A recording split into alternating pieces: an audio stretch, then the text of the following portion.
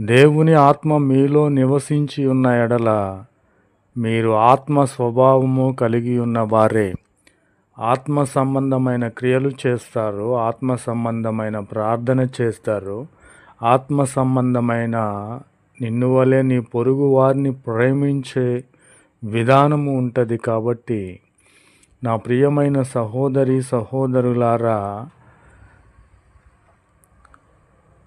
దేవుని ఆత్మ మీలో నివసించి ఉన్న ఎడల ఆత్మ స్వభావము గలవారే గాని శరీర స్వభావము కలిగిన వారు ఏమాత్రము కూడా కాదు.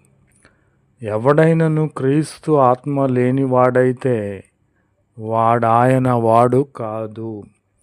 ఎవడైతే దేవుని ఆత్మ క్రీస్తు ఆత్మ లేనివాడై ఉన్నాడో వాడు సైతాను సంబంధి, శరీరానుసారుడు. వాడు దేవుని